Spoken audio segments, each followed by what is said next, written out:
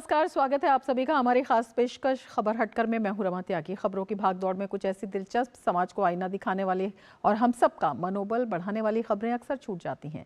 इसीलिए हम ये खास कार्यक्रम आपके लिए लेकर आए हैं। तो चलिए तैयार हो जाइए अगले आधे घंटे तक लीक से हटकर कुछ ऐसी ही खबरें देखने के लिए। शुरुआत करते हैं हेडलाइंस के साथ। गुजरात के मंदिरों में अन्नकूट त्योहार की धूम, भगवान को लगाया गया हजारों मिठाइयों का भोग। श्री स्वामी नारायण मंदिर में की गई विशेष पूजा अर्चना, मंदिरों में उमड़ा आस्था का सैलाब।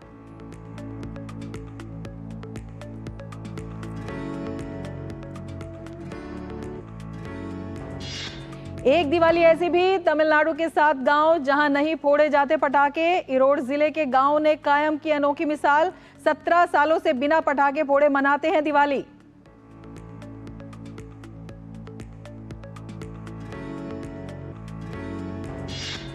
बयालीसवें भारत अंतर्राष्ट्रीय व्यापार मेले का आगाज, वाणिज्य और उद्योग राज्य मंत्री अनुप्रिया पटेल करेंगी मेले का औपचारिक उद्घाटन। 14 दिवसीय मेले की थीम वसुधैव कुटुंबकम।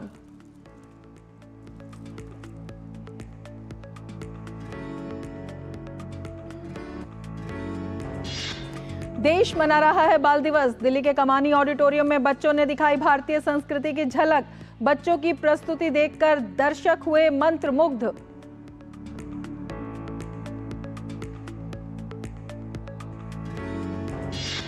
कायाकल्प योजना के तहत बदल रही उत्तर प्रदेश के सरकारी स्कूलों की तस्वीर। बच्चों को कई प्रकार की सुविधाओं की जा रही है मुहैया। अभिभावक भी सरकारी विद्यालयों के हो रहे मुरीद।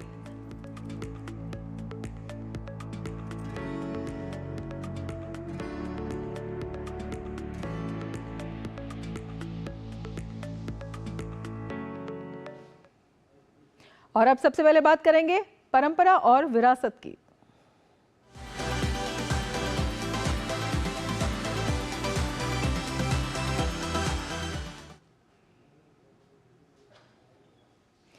गुजरात में अन्नकूट त्योहार के मौके पर अहमदाबाद के पीवीवीएस श्री स्वामीनारायण मंदिर में विशेष पूजा अर्चना की गई। इस दौरान मंदिर में कई प्रकार के व्यंजनों का भोग भी लगाया गया। देखिए हमारी ये खास रिपोर्ट।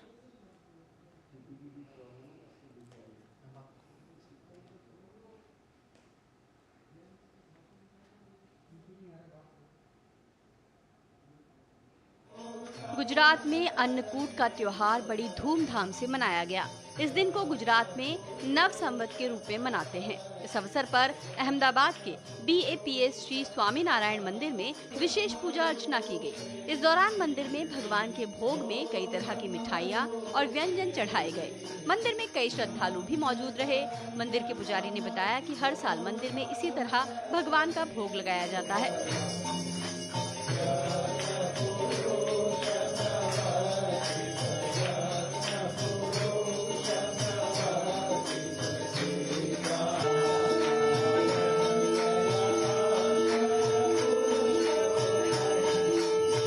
श्री स्वामीनारायण मंदिर में नववर्ष के विशेष मौके पर कई केक भी चढ़ाए गए। मंदिर को बेहद सुंदर ढंग से सजाया गया है। अन्नकूट महोत्सव पर भगवान कृष्ण की पूजा करने के साथ ही उन्हें 56 प्रकार के व्यंजनों का भोग लगाया जाता है। हिंदू धर्म संस्कृति में अन्नकूट का विशेष महत्व है। कई स्थानों पर तो इस दिन कृष्ण की बाल लीलाओं का मंचन भी होता है।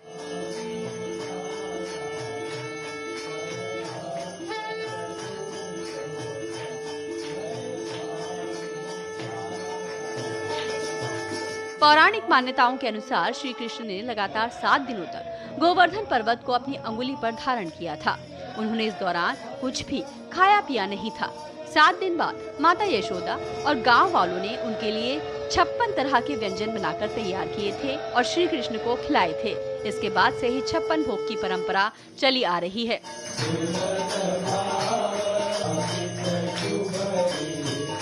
कहते हैं कि अन्नकूट महोत्सव मनाने से मनुष्य को आरोग्य की प्राप्ति होती है। अन्नकूट महोत्सव इसलिए भी मनाया जाता है क्योंकि इस दिन नए अनाज की शुरुआत भगवान को भोग लगाकर की जाती है।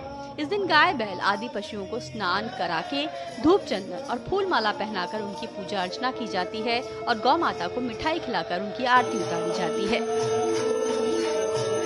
Bureau input, GD news.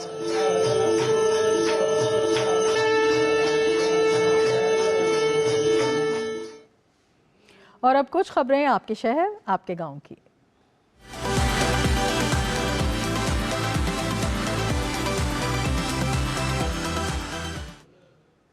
42वां भारतीय अंतर्राष्ट्रीय व्यापार मेला आज से नई दिल्ली के प्रगति मैदान में शुरू हो गया है। मेले का औपचारिक उद्घाटन वाणिज्य और उद्योग राज्य मंत्री अनुप्रिया पटेल करेंगी। 14 दिवसीय मेले की थीम वसुधैव कुटुंबकम है, जो सतत विकास और सबके कल्याण के लिए व्यापार में परस्पर जुड़ाव और सहयोग के महत्व पर जोर देता है। व्यापार मेले में देश विदेश से करीब 3000 से अधिक प्रदर्शक भाग लेंगे। इस बीच नीति आयोग के सदस्य वीके पॉल ने भारत अंतर्राष्ट्रीय व्यापार मेले में स्थित स्वास्थ्य और परिवार कल्याण मंत्रालय के पंडाल का उद्घाटन किया। भारत अंतर्राष्ट्रीय व्यापार मेला नई दिल्ली के प्रगति मैदान में 27 नवंबर तक चलेगा। इस मेले में कुछ हटकर उत्पाद भी देखे जा सकते हैं। इसमें एक तरफ जहां जूट के थैले इको फ्रेंडली माहौल बना रहे हैं, तो वहीं दूसरी ओर अरुणाचल प्रदेश की ऊन से बनी छोटी छोटी गुड़ियाएं भी लोगों को लुभा रही हैं। कैसे हैं ये उत्पाद, इस पर जूट के थैले बनाने वाली मोनिका और अरुणाचल प्रदेश की अम्मा से खास बातचीत की हमारे संवाददाता गिरीश निशाना ने। 42वें भारत अंतर्राष्ट्रीय व्यापार मेले में लोग ज्यादा से ज्यादा जूट के थैलों का इस्तेमाल करें, इसको लेकर मोनिका यहाँ पर जूट के थैले लेकर आई हैं। बात करते हैं मोनिका, क्या कहेंगे? सर, हमारा जो मेन कंपनी का फोकस है वो jute bags, eco friendly bags पे। इसमें जूट बैग्स भी आते हैं, दरी बैग भी आते हैं, कैनवस बैग भी आते हैं और कुछ हमारे कॉटन के बैग्स भी आते हैं। किस तरह से तैयार करते हैं और कितना अच्छा लगता है आपको व्यापार मेले में आके? व्यापार मेले में आके बहुत अच्छा लगता है। हमें यहाँ पे लोगों का रिस्पॉन्स और इंटरेस्ट से पता चलता है हमें आगे और क्या करना है, तो उसके से हम वेरिएशन लेते आते हैं हर टाइम टू टाइम। यहाँ आप कितने रुपए से लेकर कितने रुपए तक के थैले लेकर आए हैं और क्या उम्मीद है लोग कितना पसंद करेंगे? हमारे पास 100 से लेके 350 तक की रेंज है। इसमें हमने थोड़े क्रिएटिव बैग्स बनाए हैं जिसमें एप्लिक वर्क आता है। इसमें हर एक पीस को हम कट करके स्टिच करते हैं, जो कि एक हैंडीक्राफ्ट का काम है और हमारे कारीगर इसको बहुत मेहनत से बनाते हैं। आपका कैसा चल रहा है?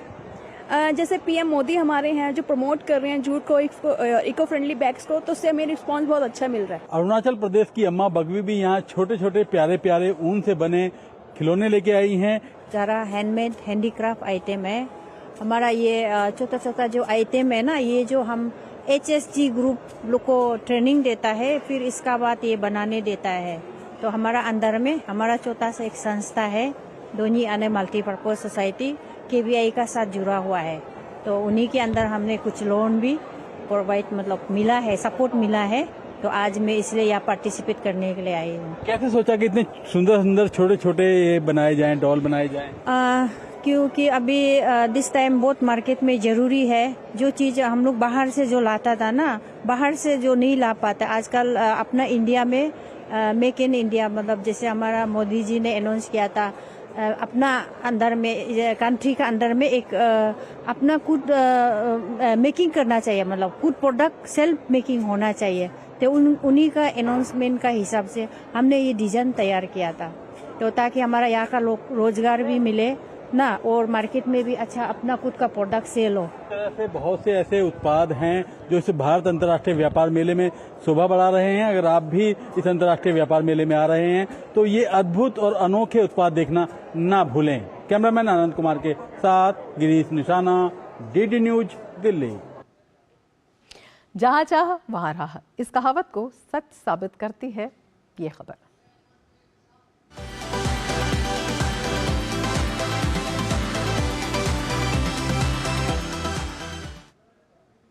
दिवाली के मौके पर जहां पूरे देश में पटाखों की गूंज सुनाई दी, वहीं तमिलनाडु के इरोड जिले के 7 गांवों में इस त्योहार को सिर्फ रोशनी के साथ मनाया गया। इन गांवों में पिछले 17 सालों से दिवाली के दिन पटाखे नहीं फोड़े जाते हैं। इरोड से सिर्फ 10 किलोमीटर दूर नजदीकी पक्षी अभ्यारण्य में पक्षियों की आबादी की रक्षा के लिए बिना पटाखे वाली दिवाली मनाई जाती है। देखिए खास रिपोर्ट। देश भर में रविवार को जहां धूमधाम से दीपावली का त्योहार मनाया गया, वहीं तमिलनाडु के इरोड जिले के 7 गांवों में बिना पटाखे की दिवाली मनाई गई। आपको ये जानकर हैरानी होगी कि यहाँ के कुछ गांवों में बीते 17 सालों से दिवाली के दिन पटाखे नहीं फोड़े जाते, सिर्फ रोशनी के साथ दिवाली का त्योहार मनाया जाता है। इस बार भी इन गांवों ने शांत दीपावली की इस परंपरा को बरकरार रखा है। ऐसा इसलिए क्योंकि यहाँ के लोग पर्यावरण को बचाने और पक्षी अभ्यारण्य में रह रहे पक्षियों को परेशान नहीं करना चाहते। इसलिए पिछले कई सालों से यहाँ दीपावली पर पटाखे नहीं जलाए जाते। ईरोड से सिर्फ 10 किलोमीटर दूर नजदीक पक्षी अभयारण्य है। प्रजनन के मौसम के दौरान अभयारण्य हजारों स्थानीय और प्रवासी पक्षियों के लिए स्वर्ग बन जाता है, जो अपने अंडे देने के लिए अभयारण्य में आते हैं। इस अवधि की संवेदनशीलता को पहचानते हुए आसपास के रहने वाले 900 से अधिक परिवारों ने पक्षियों को परेशान करने से बचने के लिए शांत तरीके से दिवाली मनाने का संकल्प लिया है। पिछले 17 सालों से इन समुदायों ने त्योहार के प्रति संरक्षण केंद्रित दृष्टिकोण अपनाया है। तेज आतिशबाजियों के बजाय वे अपने बच्चों के लिए नए नए कपड़े खरीदते हैं और उत्सव को फुलझड़ियों की रोशनी तक ही सीमित रखते हैं। ईरोड के कई गांवों ने इस परंपरा को जारी रखा है। शांत दिवाली ने ये सुनिश्चित किया है कि पक्षी परेशानी में न रहें, जिससे उन्हें अपने प्राकृतिक आवास में पनपने का मौका मिले। दीपावली के दौरान हम अपने बच्चों के लिए नए कपड़े खरीदते हैं और उन्हें केवल फुलझड़ियाँ जलाने की अनुमति देते हैं, पटाखे फोड़ने की नहीं, ताकि पक्षियों को किसी तरह की परेशानी ना हो। ऐसे हम इस खुशियों को त्योहार को शांतिपूर्वक मनाते हैं। दिवाली के मौके पर जहां पूरे देश में पटाखों की गूंज सुनाई दी, वहीं ईरोड जिले के 7 गांवों ने इस प्रतिज्ञा के साथ एक अनोखी मिसाल कायम की है। Bureau report, DD news. बच्चे जो गीली मिट्टी की तरह होते हैं, जिन्हें संवारा जाए तो वो क्या कुछ नहीं कर सकते। बाल दिवस समर्पित है बच्चों को। बच्चों की ही प्रतिभा को उजागर करने के लिए एक प्लेटफॉर्म मिला दिल्ली के कमानी ऑडिटोरियम में। देखिए खास रिपोर्ट। बाल दिवस देश भर के बच्चों को समर्पित एक विशेष दिन है। बच्चे हमारे देश का भविष्य होते हैं, इसलिए उनके लालन पालन पर ध्यान दिया जाए तो बच्चों के जीवन को संवारा जा सकता है। कुछ बच्चों के अंदर प्रतिभा छुपी होती है, उसको अगर एक प्लेटफॉर्म मिल जाए तो बच्चों के अंदर छुपे कलाकार को जीवन मिल जाता है। एक ऐसे ही कार्यक्रम का आयोजन किया गया दिल्ली के कमानी ऑडिटोरियम में, जहां बच्चों ने अपनी प्रतिभा का जादू जगाया तो सभी मंत्रमुग्ध हो गए।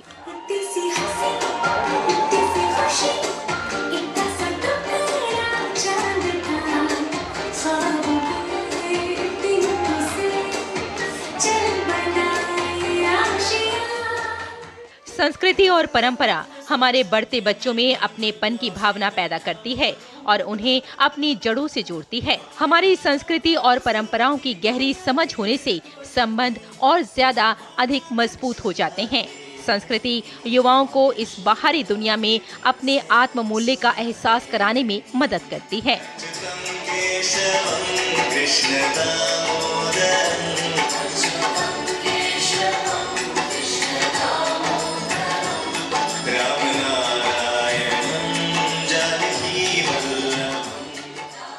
आज हम भरतनाट्यम करने वाले और हम बहुत एक्साइटेड है करने के लिए।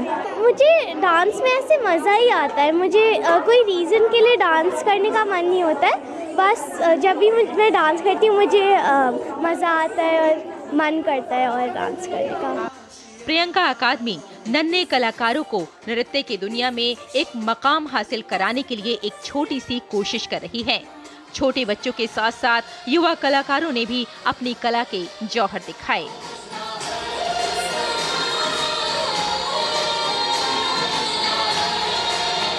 I can be part of this and I can promote the Indian culture, and the kids who are as small as 2.5 years, 3 years old, when they are learning about Indian culture and the traditions, it's absolutely overwhelming.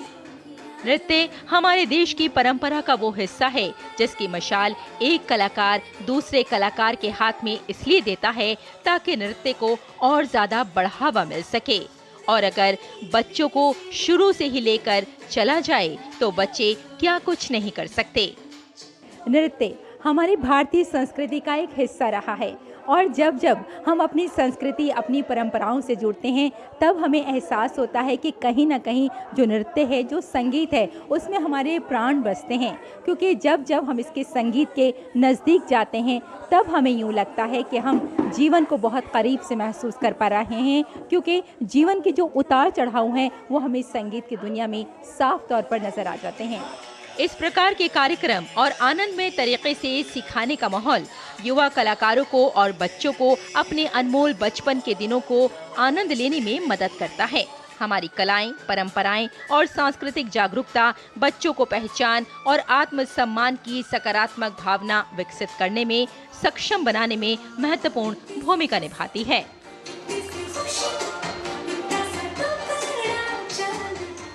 Reshma की report, DD news.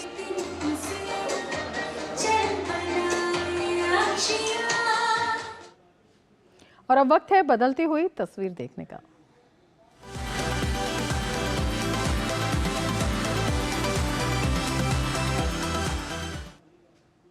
Uttar Pradesh में कायाकल्प योजना के तहत सरकारी स्कूलों की तस्वीर बदल रही है। विद्यालयों को बेहतर किया जा रहा है, जिससे बच्चों को कई सुविधाएं मुहैया हो रही हैं। ऐसे में अभिभावक भी सरकारी विद्यालयों के मुरीद हो रहे हैं।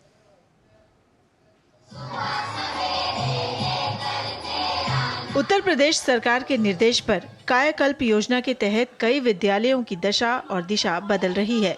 ऐसे में अभिभावक भी सरकारी स्कूलों के मुरीद हो रहे हैं। दरअसल कायाकल्प योजना के तहत स्कूलों को बेहतर किया जा रहा है, जिससे बच्चों को एक छत के नीचे कई सुविधाएं मुहैया हो रही हैं, वो भी निःशुल्क। यहाँ की टीचर बहुत अच्छे हैं, यहाँ पर साफ सफाई भी बहुत अच्छी है, शौचालय भी बहुत अच्छे बने हुए हैं, खाना भी बहुत अच्छा मिलता है। और सरकार की तरफ से 1200 रुपये मिले हैं हमारे बच्चे को, 2 जोड़ी ड्रेस के लिए, जूतों के लिए, जर्सी के लिए और 100 रुपये कॉपी पेंसिल के लिए। सरकार के ने बहुत अच्छी सुविधा कर रखी है स्कूल में। इतना ही नहीं, उत्तर प्रदेश सरकार द्वारा बच्चों की यूनिफॉर्म और स्टेशनरी के पैसे भी सीधे अभिभावकों के अकाउंट में आ रहे हैं, जिससे बच्चे पूरी तरह तैयार होकर स्वच्छ यूनिफॉर्म में स्कूल आते हैं। कायाकल्प योजना से सरकारी विद्यालयों में बच्चों की संख्या भी बढ़ रही है। मेरठ के अलीपुर जिजमाना के प्राथमिक विद्यालय के प्रधानाचार्य डॉक्टर कौसर जहां का अनुभव काफी अच्छा है। कि कायाकल्प के माध्यम से हमारा स्कूल बहुत सुंदर हो गया है। जब हमारे बैठने की सुविधाएं अच्छी होती हैं तो पढ़ने में भी मन लगता है। पूरे गांव का विश्वास इतना ज्यादा बढ़ा है स्कूल में कि इस वक्त मेरे पास 394 बच्चे हैं, जिसमें से हमारे 300 की उपस्थिति रहती ही है स्कूल में। हमारा मिड डे मील की व्यवस्था, हमारे ग्राम प्रधान, हमारे गांव के लोगों का सहयोग। और मैं ये कहना चाहूँगी कि योगी जी को मैं जितना धन्यवाद दूँ उतना कम है कि इतनी कम समय में उतनी सुविधाएं उन्होंने दी हैं कि लोगों का विश्वास दिनों दिन बढ़ता ही जा रहा है। मेरठ में प्रदेश सरकार की कायाकल्प योजना से सरकारी विद्यालयों की सूरत ही बदल गई है। अब स्कूलों में छात्र छात्राएं जमीन पर नहीं, मेज कुर्सी पर बैठकर कॉन्वेंट स्कूलों की तरह हिंदी, गणित और अंग्रेजी की अच्छी शिक्षा हासिल कर रहे हैं। अब बेटियों को स्कूल में शौचालय न होने की वजह से पढ़ाई छोड़कर घर पर नहीं बैठना पड़ता, क्योंकि कायाकल्प योजना से प्राथमिक विद्यालयों में स्वच्छ भारत मिशन के अंतर्गत शौचालय बनाए गए और स्वच्छ पेयजल के लिए पानी की टंकियां भी लगाई गई हैं। Bureau report, DD news. और अब बात 7 समंदर पार की दुनिया की।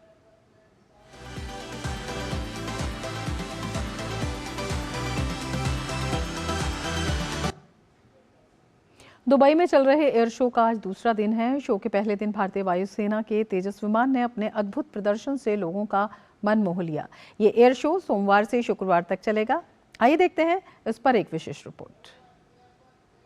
तकनीकी कौशल के शानदार प्रदर्शन में स्वदेशी रूप से विकसित तेजस विमान ने अपनी असाधारण क्षमताओं और अत्याधुनिक विशेषताओं का प्रदर्शन करते हुए दुबई एयर शो में सुर्खियां बटोरी। सिंगल सीट व सिंगल जेट इंजन वाले मल्टी रोल लाइट फाइटर तेजस ने रोमांचकारी एरोबेटिक युद्धाभ्यास के दौरान अपनी गति और सटीकता से दर्शकों को मंत्रमुग्ध कर दिया। भारतीय वायुसेना के कुशल कर्मियों द्वारा संचालित तेजस ने अपनी बहुमुखी क्षमता और युद्ध की तैयारी का प्रदर्शन किया, जिसकी लोगों ने खूब प्रशंसा की। It is a 4 to 4.5 generation aircraft, and I am proud to say that the pilots that fly, I also belong to one of the squadrons that flies this aircraft, and we are really proud to be an Indian here today. We also have the formation aerobatic team, Sarang helicopters, again flown by an aircraft that is produced by HAL, that is the Dhruv. They will also be demonstrating their performance along with displaying aircraft on the ground. Dubai air show में भारतीय रक्षा निर्माताओं ने उन्नत लड़ाकू विमान को पसंद करने वाले देशों के लिए तेजस को एक किफायती और विश्वसनीय विकल्प के रूप में प्रदर्शित किया है। एयर शो में तेजस की सफल भागीदारी से संभावित अंतर्राष्ट्रीय खरीदारों की रुचि बढ़ने की उम्मीद है, जिससे वैश्विक रक्षा बाजार में उभरते भागीदार के रूप में भारत की स्थिति और मजबूत होगी। एयर शो में तेजस के साथ भारतीय वायुसेना की सारंग और सूर्य किरण एरोबेटिक्स टीम हिस्सा ले रही है। दुबई एयर शो में भाग लेने वाली टीम इंडिया उत्साह से भरी हुई है। Bharat electronics, Bharat dynamics limited, Mishra Dhatu Nigam limited और हिंदुस्तान एरोनॉटिक्स लिमिटेड सहित शीर्ष भारतीय रक्षा कंपनियां एरोस्पेस प्रौद्योगिकी में देश की नवीनतम प्रगति को दर्शाने के लिए तैयार हैं। दुबई एयर शो में इस भागीदारी से विमानन क्षेत्र में भारत की प्रगति और उन्नत स्वदेशी विमानों का कौशल प्रदर्शित होगा। Tejas aircraft is capable of pulling up to 8G and minus 3.5G. The aircraft is capable of carrying both beyond visual range as well as short range A4M missiles. The aircraft has got inherent 23 mm gun and also capable of carrying targeting pod. Relaxed static stability and state-of-the-art fly-by-wire system, which is homegrown, makes it highly agile and maneuverable. The aircraft is capable of turning at very high rates, which makes it a beautiful machine to fly in close combat.